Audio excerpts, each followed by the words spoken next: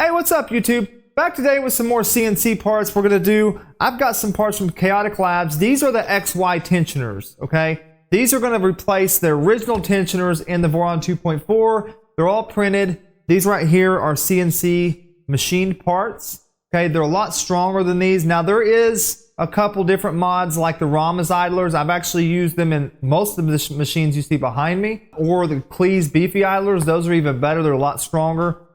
But if you really want to go beefy, go with one of these right here. So we're going to open it up and see what comes in the box, see what all we got. I'll show you guys how to install them easily on the machine without ripping the whole thing completely apart. And we'll get right into it. Let's do it.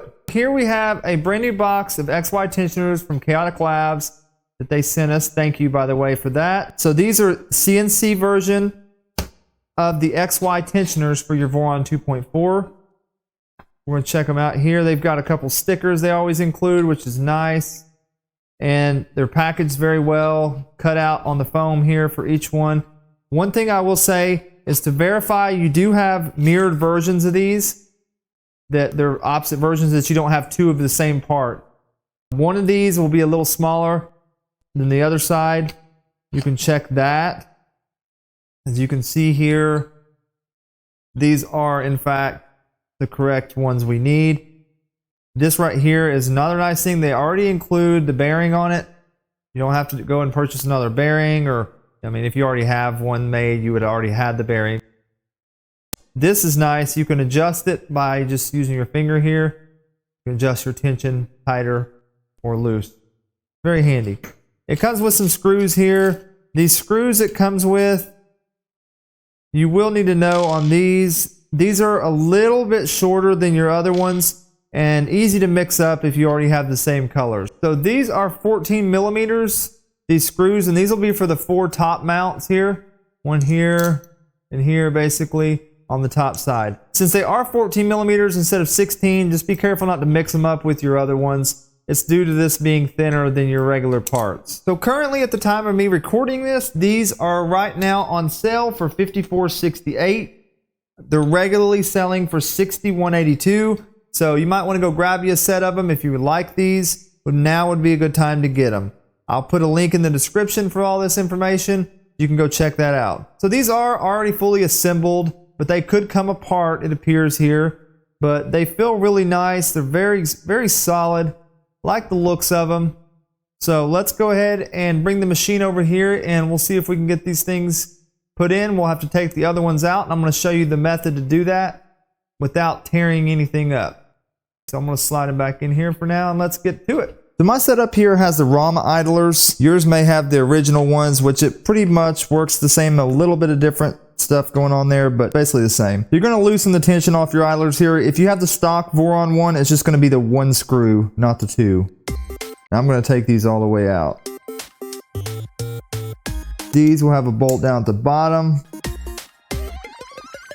and then that comes off. So one of the first things you need to do here is take out the bolt that's in the bottom. That's going to drop this down on both sides. Now I can take these bolts off, which is going to take this belt off here, the top and the bottom side.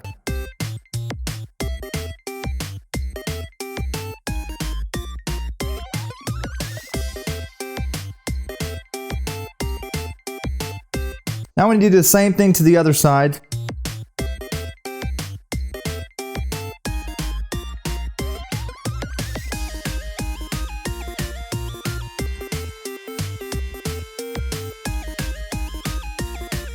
Now it's going to move around and wobble on us a little bit like this. You'll want to pull your Z drive out from the top and through this idler.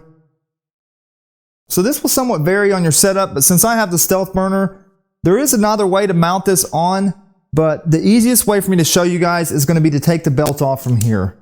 So we're going to have to take this off.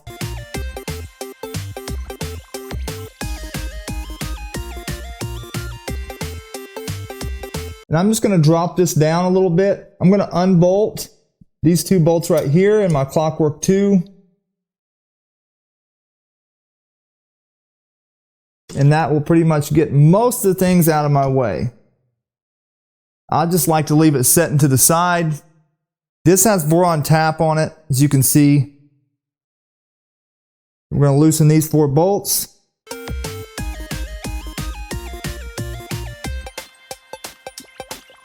Pop that off.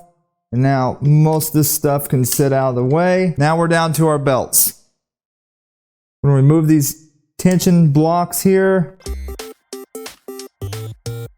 Now for this, I do need to loosen these out. And since I got Voron Tap here, I'm going to remove the carriage, but I'm going to use this so the bearings don't fall out of it. I will set that aside and finish loosening these out. Now I can pull these through. Obviously I'll have to take this off the rest of the way when I slide these belts back through, but just for now I'll leave them like that. So we can go ahead and slide our old idlers off now since we got them loosened. The way I like to do it, you can kind of rack the machine as one method, but if you just push this all the way back, it gives you room to pull this out like this and slide it out. You've got to kind of put a little pressure on it, but you can get it out. Other method is you could go ahead and drop this gantry, this X-rail, just take the bolts out of each side and drop it, but I don't think it's really necessary here. Now we can slide our new ones in place. This will be the same method. Just pull out on it a little bit and slide it in place. Make sure it's flush with this extrusion right here. This is when I'll take an Allen key or something like this and push in the top to line up your T-nuts that you have in there for the top and the bottom. So we can go ahead and put the bolts in the bottom and put this belt here back on and clamp it on. But one thing I ran into here is this does come with new bolts for the top, which is M5 by 14s. It doesn't come with new bolts for the bottom. So your bottom stock ones are going to be 30 millimeters long. This is M5 by 30 and an M3 by 30. Now when I put that in here, it does not fit. It's going to be a little bit too short. So I ended up having to print a thicker clamp to make this work. I didn't print this in pink, but that's okay. So now we can go ahead and clamp this belt on. Just put your belt there. Typically these are cut flush because it's the first where you're starting with the belt. So there's no slack left or anything there. And then we'll clamp it on here and bolt it up.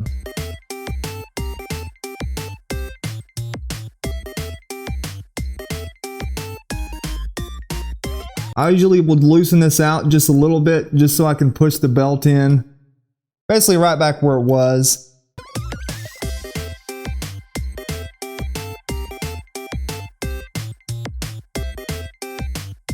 Also, when putting this on here, try and make sure it's all flush right here.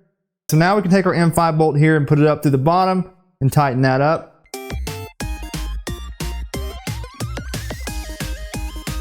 When you tighten this one up, you do want to make sure it's not setting to one side or the other too much like that. You want to kind of square it up best you can and then tighten it.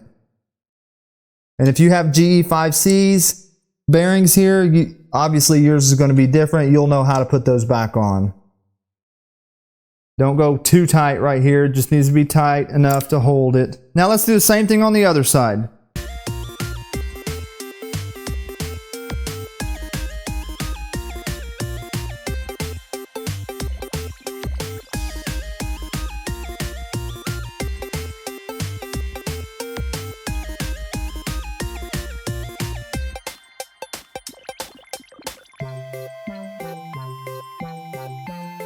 Okay, so at this point we have both of the Z-belts on each side attached to the bottom, bolted in, everything's tight. So now we're going to run this belt here that's loose up through this little slot. It'll go through this slot here, but start at the bottom and go up. Make sure it's in line and not twisted or it'll mess that up too. So then you get that through there. Do that to both sides. Pull on them a little bit to make sure you get any slack out of it. And once you got it through here, we're going to run it through the Z idler on the top. And then on to the other side. So since I had Rama idlers on here, I had an M3 to M5. So I went ahead and reprinted these. Now I've got the 2 M5 clamp. Also, if you're upgrading this or installing a new one, I'm not sure, but when you do this, don't be like me and make sure you leave yourself plenty of slack here because it makes it a pain in the butt. Make sure you loosen the tensioner all the way out at the top before you do this. That way you get as much slack as you can. The little groove will go on the inside towards the belt.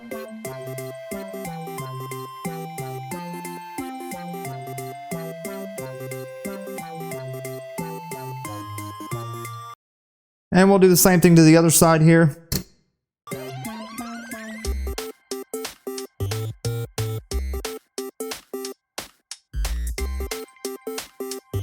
Now that we need to tension our X and Y belts, we're going to use this West 3D tensioner here. I'm actually going to put a link in the description for this, and I'm going to be doing a video on this. It's got a spring in it and some other parts. You can buy a kit for this at west3d.com. You just push in on it here, and it shows you how much tension you have on it. It's very accurate, very good tensioner. We're going to put it on these belts right here. You're going to put the bottom pin right here on the outside. Just push it up against it a little bit, and then put your black part there as you see in the middle. It's going to pull out on it and then set it right in there. Then kind of push it in place just like that. Now this one has about 1.4 on it. This has the stock tensioners here, and as I turn this, it's going to add tension, as you can see right here. So I'm going to keep turning this until I get the tension that I want, which here is going to be about 2.6. And when it gets close to about 2.5 or so, I kind of tap the belts a little bit to see get it settled into place. And you may need to go back just a little bit. We're going to go back over this again once all these belts get tensioned properly and I kind of move everything around and everything gets settled in place. So I'm going to go through the steps of de-racking here. You need to level the gantry on each corner as close as possible. You can do that with a ruler, but it doesn't have to be perfect. It just needs to be close when you do this. So there's going to be 4 bolts here, 2 here and 2 on the other side that you need to loosen. So just take them a little bit loose. Just enough where it can slide around a little bit. And there's 2 underneath here and over here. Loosen all those. So we need to pull this all the way forward, and I like to hold a little pressure on it forward. So pull forward on it a little bit and tighten all of these bolts now.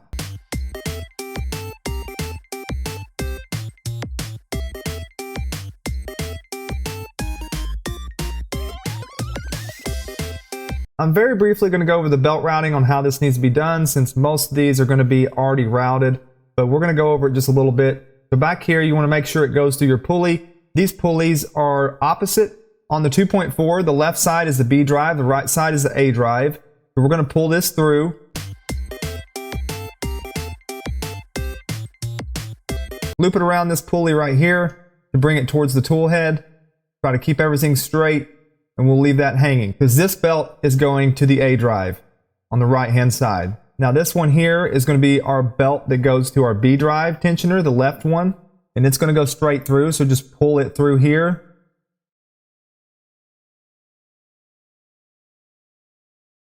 Make sure it's straight, and we're going to hook it to this tensioner right here. Try to get a good view on this as possible. I'm going to run the belt through here. There's multiple ways you can do this. What I do is get something small, like a pin or a knife or something, and just push a little bit of it through. This one's kind of nice because you can get your finger through it.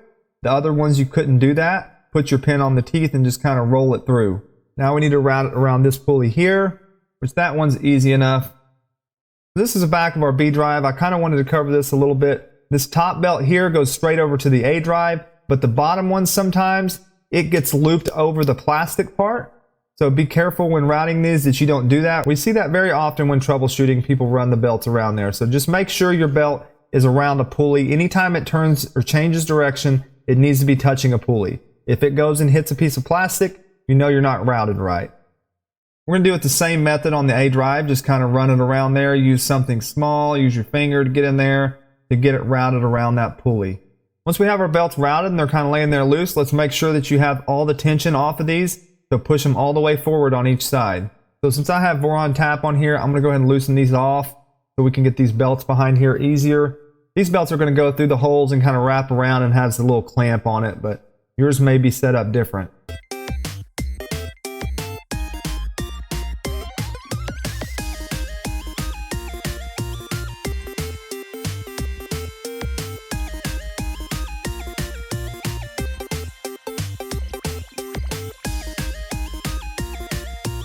And once we have them ran, we can kind of put our screws back in there and barely tighten them on, and we'll still be able to add tension and pull some slack through from each belt.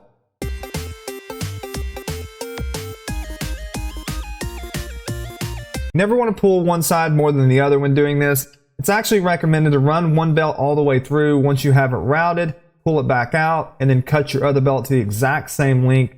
That way you know when you're clamping these on, they have the exact same amount of tension on each side, but we're going to do it kind of loose.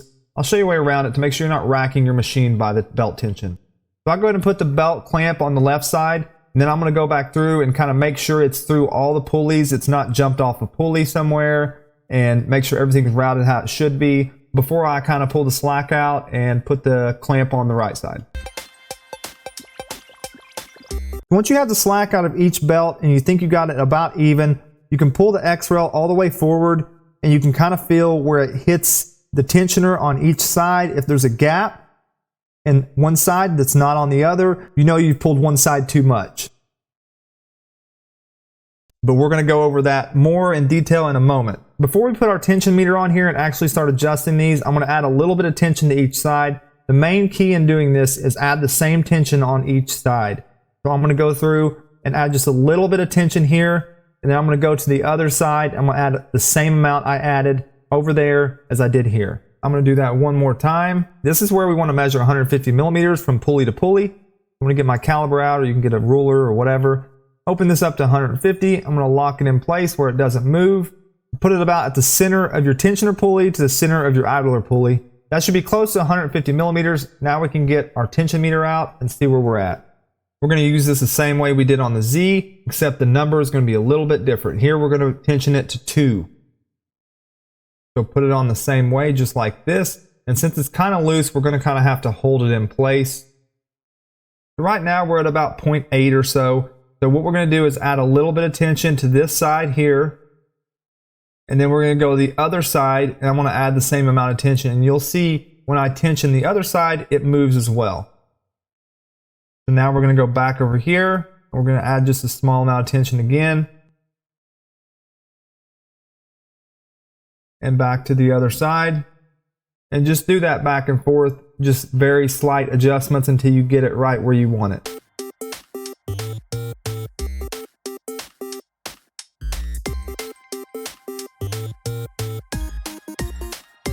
Start using a little bit smaller adjustments as you get closer to your number that you're going to be, which mine is going to be 2, and then kind of tap the belts a little bit to get it to set into place. And I think that's going to be for us right there at 2. We go ahead and take this off, and we'll go over here to the other side to show you it's going to be exactly the same. Now I'm going to show you a very important step that is missed a lot. So when tensioning these belts, you can rack this very easily on the Voron 2.4. So you're going to pull the X-rail all the way forward, kind of quickly, and let go. Squeeze right here on the left side to see if there's any space at all, and then do the same thing on your other side. Mine look great.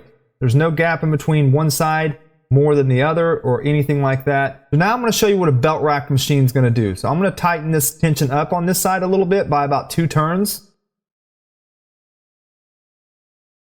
Now I'm going to move it around and get them settled into place and pull it all the way forward like I just showed you to do, and see how that side looks good. But if we come over here, since we tightened that one up too tight, it's making this rack, and you'll see when I squeeze in on this, how there's a very small space there. Now I could fix that tension one of 2 ways. I could tighten the right side up the same amount that I tightened the left, but in this case, that's going to make it too tight. So I'm going to go back to the other side and take the tension that I just added on back off, which will get us right where we need to be. Now I can mount the extruder back on, along with the hot end and all this good stuff.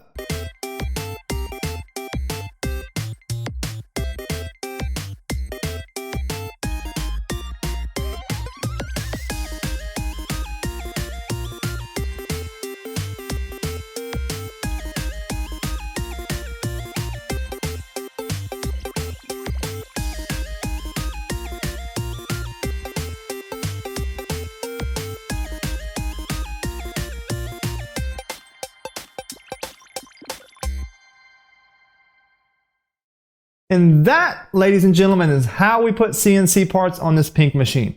So I want to go over a couple things. I'm not sure why they don't include the bolts for the bottom yet. And if you watch the video, I did print a thicker part to make that work, to use the same bolts. I think for some reason you're supposed to be able to use those bolts, but mine, it didn't fit in its stock, so I'm not really sure what happened there.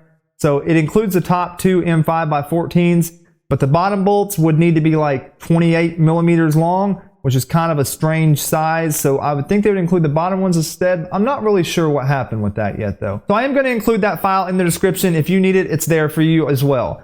So the CNC parts, I've noticed they do have a little bit better input shaping results, which you may be slowed down more by the fact of your cooling on your machine. I'm not sure. It just depends on your machine. So like I know that the XOL machine with the CNC parts is very nice because it has a lot better cooling than the Stealth Burner does. So it can go a lot faster than this one can. A good thing I've noticed with Chaotic Labs is they have tried to get feedback from Voron Design to make the parts as good as they can be for this machine. So that is nice that they actually work with the community and try to get things built properly for the specific machine that they're working on. Let me know in the comments what you think about the CNC parts, if you like them better, or if you think printed parts are fine, or what are your thoughts about it? There's not a comment that goes in any of my videos that's not answered, so I will answer your questions. Also, you can join the Discord. We're in there all the time. You can chat with any of us. You can ask any questions. We'll help you out on your build. Whatever it is, we're there for you. So join that. The link will be in the description for that as well. Thank you, Chaotic Labs. I'm hoping that we may be coming out with another video that's going to be a full CNC build. Not sure yet, but keep your eyes peeled for that one. We will see you guys on the next video. Thank you.